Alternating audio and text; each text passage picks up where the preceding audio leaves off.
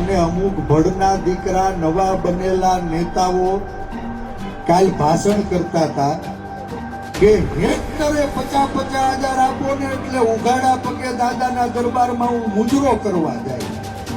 આપ અને બાપ બે એક માની પેદાશ છે.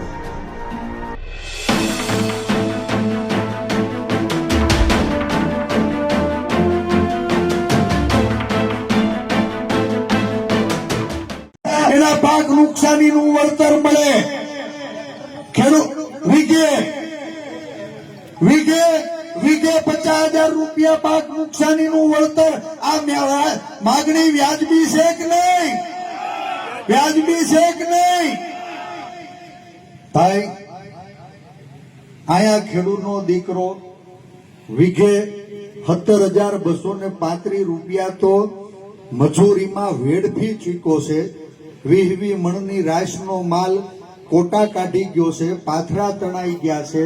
અને અમુક ભડના દીકરા નવા બનેલા નેતાઓ કાલ ભાષણ કરતા હતા કે હેક્ટરે 50,000 આપો ને એટલે ઉઘાડા પગે દાદાના દરબારમાં હું મુજરો કરવા જાય.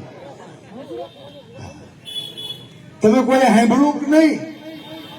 હે કાલે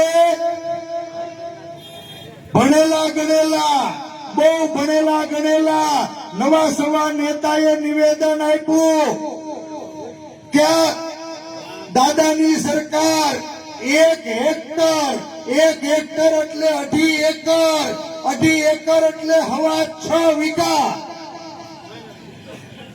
1 એકરમાં 2.5 વીઘા થાય. હે 6.5 વીઘા. 6.5 વીઘામાં 1 હેક્ટર થાય. ભડના દીકરાએ કીધું કે 1 હેક્ટર ના 50,000 એટલે 1 વીઘે 8,000 રૂપિયા જો દાદાની સરકાર જાહેરાત કરશે ને તો હું ઉઘાડા પગે દાદાના દરબારમાં મુજરો કરવા જાય. તમારો ડોહો 18,000 રૂપિયા તો ખર્ચો થઈ ગયો છે અને 8,000 રૂપિયામાં આ ગુજરાતના ખેડૂતોને ગીરવે મૂકવાનું પાપ કરનારા લોકોને પણ ઓળખજો. મને લાગે છે કે આપ અને બાપ બે એક માની પેદાશ છે. હે બારોબાર ગોઠવી લીધું. વીઘે 8,000 રૂપિયા દ્યો એટલે અમે ઉઘાડા પગે ગાંધીનગર દાદાના દરબારમાં મુજરા કરવા જાય. મારે હરિયાણા પાદરમાંથી ગુજરાતના ખેડૂતોને પૂછવું છે કે હું આ 8,000 રૂપિયાની ભીખ લેવા માટે તમે અહીંયા બેઠા છો? હે અમે ખેડૂતના દીકરા છીએ. અમારા પડામાં પડું લઈ લઈને બાપ અમારા પડામાં કોઈક હલ્લો કરે ને 5,000 રૂપિયાનું પેદા થાય. અમે 8,000 ની ભીખ લેવા નથી બેઠા, અમે અમારો અધિકાર લેવા બેઠા છીએ. અધિકાર. વીઘે 50,000 રૂપિયાનું નુકસાન થયું છે ને તો માનની મુખ્યમંત્રી શ્રી દાદાને વિનંતી કરું છું, દાદા આજ ખેડૂતો છે તમને ખોબલે ધોબલે મત આપી અને આજ 168 જણાને કમલના નિશાન ઉપર ગાંધીનગર મોકલા છે. અમે તો હમ ખાવા પૂરતા રહ્યા છીએ, હમ ખાવા પૂરતા. હે આઝાદ ગુજરાતના ઇતિહાસમાં પહેલી વખત વિરોધ પક્ષ નથી થયો. પણ અમારી જનતા લાજે જો આજ જગતના તાતને જીવવું મુશ્કેલ થયું હોય ને બાપ અમે ઘરે બેઠા રહીને તો અમારી જનતાની કૂખ લાગે, કૂખ. અને એટલે હું વિનંતી કરું છું તમારે મત જેને આપવા હોય એને આપજો. હે મત માંગવા નથી આવ્યો. ખેડૂતોના અધિકાર માટે આજ વડિયાના પાદરમાં આજ ખેડૂત ખેતી બચાવો સત્યાગ્રહનો પાયો નાખ્યો છે અને આની શરૂઆત થઈ છે. આવતું 1 અઠવાડિયું આખા જિલ્લાના આમ આદમી પાર્ટી તરફથી અમે સરકારને રજૂઆત કરીએ છીએ કે વહેલામાં વહેલી તકે ગુજરાતના ખેડૂતોને રાહત મળે એ માટે થઈ કોઈ પણ પ્રકારનો સર્વે કર્યા વગર તમામ ખેડૂતોને એક સરખા રીતે જેમ પંજાબની સરકાર હેક્ટર દીઠ 50,000 રૂપિયાની સહાય આપે છે એમ ગુજરાતમાં પણ હેક્ટર દીઠ 50,000ની સહાય તાત્કાલિક કોઈ પણ સર્વે કર્યા વગર તાલુકાનો કોમન સર્વે કરી અને આપી દેવામાં આવે. બીજી વાત કે ખેડૂતોને નુકસાન ગયું છે, સાથે સાથે ભાગવું રાખનાર જેણે ભાગ્યું રાખ્યું છે ખેતર વાવવા રાખે જે અમારી દેશી ભાષામાં, એને પણ નુકસાન ગયું છે. કેમ કે કોઈ જમીનનો માલિક પોતે ખેતી નથી કરતા, તો એને કોઈએ ભાગવું રાખ્યું છે, વાવવા રાખ્યું છે, એને મજૂરી ભાગે રાખ્યું છે, એને પણ નુકસાન ગયું છે. ધારો કે સરકાર સહાય ચૂકવશે તો જેનું ખેતર છે એને ચૂકવશે, જેણે વાવવા રાખ્યું છે એનું શું? ત્રીજી વાત કે ખેતી મજૂરી કરતા માણસની મજૂરી છીનવાઈ ગઈ છે. ખેતરની અંદર ઊભો પાક ખરાબ થઈ ગયો તો ગામડામાં ખેતી મજૂરી સિવાય બીજો કોઈ ઓપ્શન નથી. તો હવે પાક ખરાબ થઈ ગયો એટલે ખેતરે કામ રહ્યું નહીં, તો જે માણસ રોજ ઉઠીને 300-400 ની મજૂરી કરવા જાય છે એની મજૂરી પણ છીનવાઈ ગઈ છે. તો ખેડૂત, ભાગવું રાખનાર અને ખેતી મજૂરી કરનાર ત્રણેય વર્ગને ખૂબ મોટું નુકસાન ગયું છે. આ ત્રણેય વર્ગનું નુકસાન આમ તો કોઈ રીતે ભરપાઈ કરી શકાય તેમ નથી, કેમ કે કુદરત રૂઠે એ નુકસાનની ભરપાઈ માણસથી ન થાય, પણ ફૂલ નહીં તો ફૂલની પાંખડી માનવીય સંવેદના દર્શાવીને આ ભાજપની સરકારે તાત્કાલિક રીતે ખેડૂતોને હેક્ટર દીઠ 50,000 રૂપિયાની સહાય, ખેતી મજૂરી કરતા લોકોને એમને આવનારા જેટલા દિવસોની મજૂરી છીનવાઈ ગઈ છે માવઠામાં, એ મજૂરીની સહાય આપવી જોઈએ, ભાગવું રાખનારને એની સહાય આપવી જોઈએ. આવી અમારી સ્પષ્ટ રજૂઆત છે. આવનારા દિવસોમાં ગુજરાતની અંદર ખેડૂતોના દુઃખમાં ભાગ લેવા માટે, ખેડૂતોને આ દુઃખમાં સધિયારો આપવા માટે, એમને સંવેદનાઓ આપવા અને એનું દુઃખ નરી આંખે જાણવા માટે અમારા ઈશુદાનભાઈ અને હેમંતભાઈના નેતૃત્વમાં સૌરાષ્ટ્રના અલગ અલગ જિલ્લામાં ખેડૂતોને મળવા, ખેતરે જઈને એની દુઃખ દર્દ સમજવા માટે ઈશુદાનભાઈ અને હેમંતભાઈ સૌરાષ્ટ્ર જશે.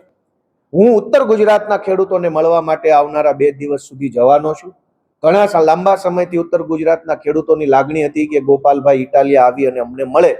આજે જ્યારે ખેડૂતોને ખભાની જરૂર છે, આશ્વાસનની જરૂર છે, કોઈ સાથ આપનારની જરૂર છે, ત્યારે હું આમ આદમી પાર્ટી વતી આવનારા 2 દિવસ 4 અને 5 ઉત્તર ગુજરાતના ખેડૂતોને મળીશ, અમારા નેતા સૌરાષ્ટ્રના ખેડૂતોને મળશે. અને ખાસ કરીને એક દુઃખદ ઘટના હમણાં બની છે કે આ માવઠાના કારણે, કમોસમી વરસાદના કારણે નુકસાન થવાથી એક ખેડૂતે આત્મહત્યા કરી લીધી છે.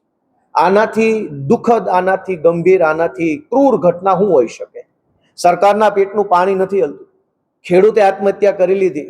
હવે એના પરિવારનું શું, એના બાળ બચ્ચાનું શું? હજુ તો ઘણા એવા ખેડૂત છે જે મરવા વાંકે જીવતા હશે. જો આ ભ્રષ્ટ ભાજપની સરકારનું આંખ નહીં ખુલે, સરકાર ગંભીર નહીં બને, તો અનેક ખેડૂતોએ પોતાનું જીવન ટૂંકાવવું પડે એવી પરિસ્થિતિ ગુજરાતમાં નિર્માણ થઈ છે.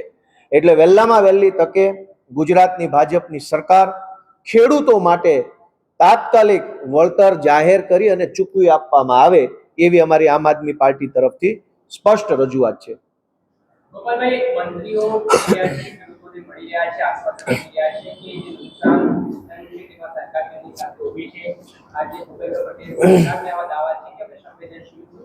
તો આ બાબતે કઈ રીતે જોઈ રહ્યા છો? મંત્રીઓ ગ્રાઉન્ડ ઉપર કામ કરી, ભાજપના તમામ મંત્રીઓ ખેતરે ફોટા પડાવવા ગયા હતા, એ આપણે બધાએ જોયું. દલીલ ખાતર એમ માની લઈએ કે એણે ત્યાં જઈને જોયું કે ખરેખર નુકસાન થયું છે, તો પછી સર્વેના નાટક શા માટે? તમારો મંત્રી ખુદ ખેતરે જઈને જોઈ આવ્યો છે એવું તમે કહો છો, તો તમારા મંત્રી પર વિશ્વાસ નથી કે તમે અલગથી સર્વે કરાવી રહ્યા છો?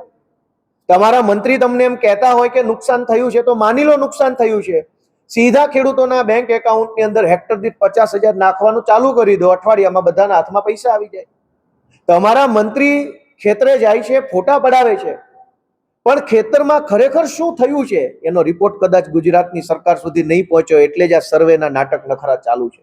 ગુજરાતભરના તમામ ખેડૂતો અત્યારે આંદોલન કરી રહ્યા છે. અલગ અલગ તાલુકાઓના મામલતદારો અને પ્રાંત અધિકારી સમક્ષ આવેદનો અપાઈ રહ્યા છે કે સર્વેના નાટક બંધ કરો અને તમામ ખેડૂતને સહાય ચૂકવો, અને માત્ર ચોમાસુ પાકની નહીં, શિયાળુ પાકની પણ સહાય ચૂકવવામાં આવે એવી રજૂઆત અત્યારે થઈ રહી છે.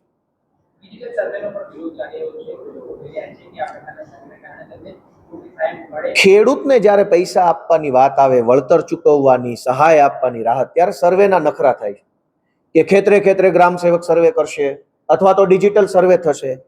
ભાજપના મળતિયા ઉદ્યોગપતિઓના 16 લાખ કરોડ રૂપિયાના લેણા માફ કર્યા દેવા, ત્યારે કયો ડિજિટલ સર્વે કર્યો હતો? તમારા મળતિયાઓના અબજો રૂપિયા માફ કરવા હોય તો કોઈ સર્વે નહીં, ડિજિટલ સર્વે નહીં, ફિલ્ડ સર્વે નહીં, કશું જ નહીં. એક સહી કરી અને ભાજપની સરકાર અબજો રૂપિયા માફ કરી દેશે. ગામડાના ખેડૂતના 2 લાખ રૂપિયા માફ કરવાની વાત આવશે તો ભાજપની સરકાર નખરા કરે છે. ગ્રામ સેવક મોકલશે ને વીસી ને તલાટી મંત્રી મામલતદારોના ચક્કર ખાધા કરો, ધક્કા ખાધા કરો. દોસ્તો, આ ખેડૂત વિરોધી માનસિકતા હોવાનું પ્રમાણપત્ર છે કે ઉદ્યોગપતિના દેણા માફ થઈ જાય છે 1 મિનિટમાં, અને ખેડૂતના 2 લાખ રૂપિયા માફ કરવા માટે થઈને સરકારની દાનત ખરાબ છે. એટલે આ ખેડૂત વિરોધી ભાજપનો અમે વિરોધ કરીએ છીએ અને આશા રાખીએ છીએ કે વહેલી તકે આ ખેડૂત ગળા ફાંસો ખાય એ પહેલા એના ખાતામાં સહાયના પૈસા પહોંચી જાય એવી અમારી લાગણી છે.